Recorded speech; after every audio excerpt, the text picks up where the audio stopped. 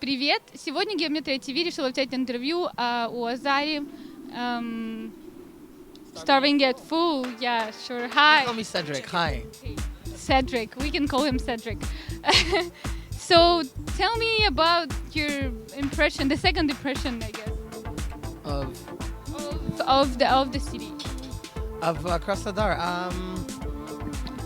I came and it was May, it was spring, and I came on Victory Day. So I was here for the little parade, and I walked down the street with some people, and people seemed friendly, seemed fun, and I had just performed the night before, and I thought, this is a cool city. You know, the music was great, the people were fun, and I felt like I wanted to spend maybe a couple more hours on a day night, on a night off, but I had to go back to Moscow. But yeah, so far so good. I know that you're staying in Russia for more than a year. Why are you staying here for so long? Because I love it. I mean, I really like Moscow. Moscow is actually a fun city. And not only that, I've met some really good friends. I've kind of created a family, and I'm also working with these people, making an album at the point, which is almost finished. But I'm super excited because it's a completely different scene than the one I kind of grew up with, that I'm used to in Toronto, to be honest. So that was fun. I spent some time in London, but also completely different scene. Comparable, but different. Well, it's comparable, already good. Because I thought that Russia is not comparable to anything. It's not, but that's Russia. But I live in Moscow. I can't say Russia's Russia, but Moscow is Moscow. That's right. So you've been here in Krasnodar for a second time. Don't you consider moving here to our sunny state? And plus, he's already having a tan, so... Oh my, that joke. Well, you know what? I do love the sun. I was born in Africa. Let's just say I hate the cold. I love the heat. I love summer. But I wouldn't say I would live here. It's a bit too small town for me. But it'd be nice to come visit here and there, do a show, and then go home, to be honest. I like the life of a big city, big lights, fast, lots of people. Well, now we know he was born in Africa. That was a surprise for me. Tell me, why do you prefer using a train over a plane? You know what? After 3 years and a half of flying over, your ears start popping, it hurts. The train is actually a welcoming change. I get to sleep on, and to be honest, after a party, everybody's usually hungover. I just go and I sleep. And I'm so used to now the rocking of the train. I feel like a little baby again. You know, one of those babies you push to rock them to sleep? The train has that effect. If you ever thought about it that way, you're on the train and you're and then slowly I'm watching a movie on my computer, then I pass out. I wake up, I'm home.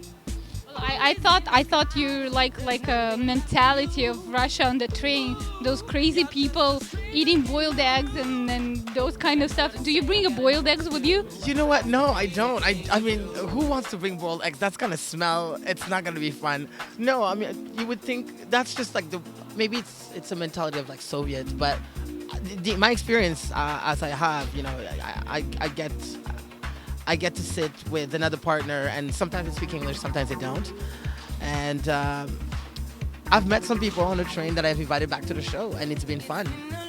Well, how about boiled chicken? No chicken, no pickles, nothing? No, you see, I'm not too big. I mean, I'm not. My diet is not really your typical Russian diet. I still tend to eat. I love to eat Asian food, and when I get a chance to cook, I make my own kind of stuff. So I haven't really caught on to the whole boiled egg with vodka and pickles. I like pickles. I love tomatoes. I just eat them separately sometimes. You know what I mean? I love salami. I do like that stuff, but it's not always. I like the way of a Russian diet. What is it, Russian diet? Well, you tell me.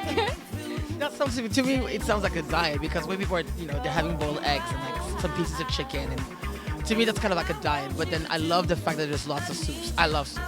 You know what I mean? It can be a cold country, but the soups and the potatoes are always there to pick you up. Well, I guess you tried the traditional Russian borscht.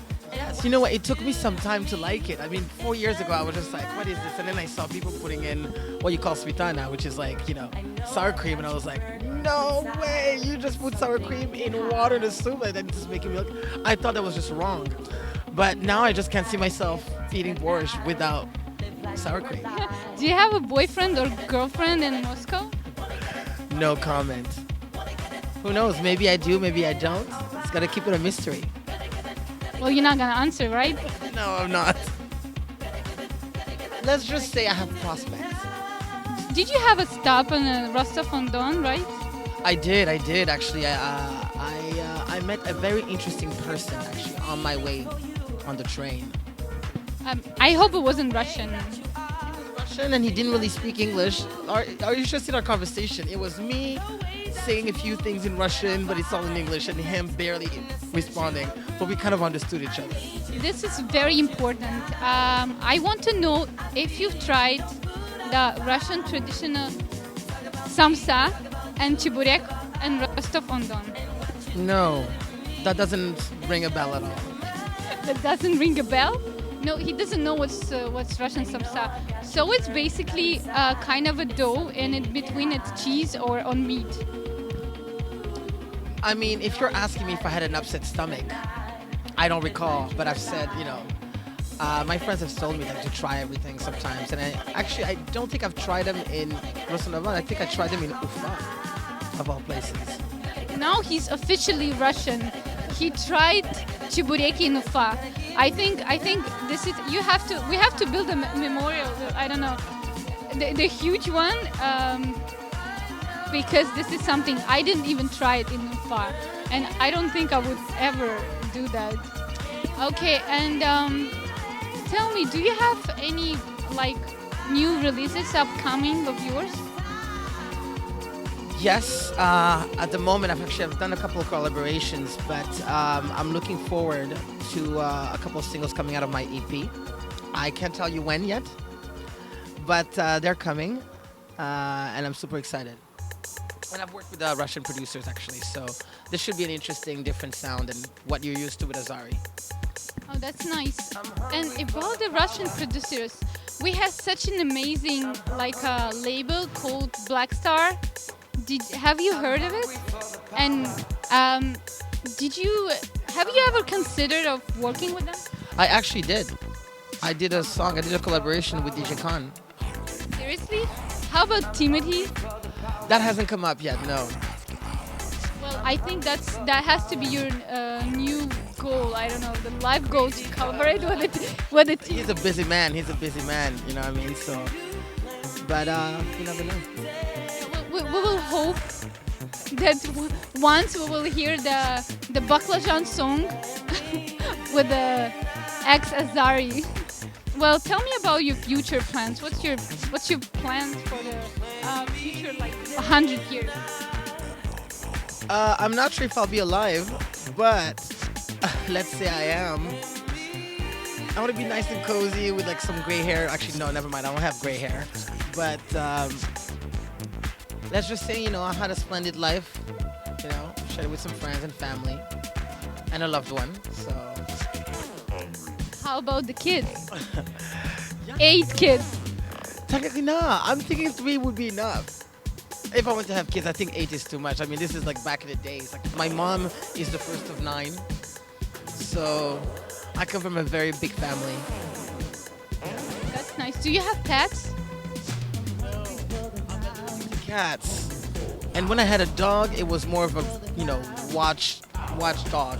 You know those dogs where we said you have a sign that says beware of dog? Yeah, my dog when I was growing up used to growl at me in my own house. I used to play in the garden in the back and I would hear and I'm like, come on man, I live here. It was interesting. Okay, I think we're done. We're done. all right. Peace. Spécial Nadla, Geometria TV, starving yet full. Out.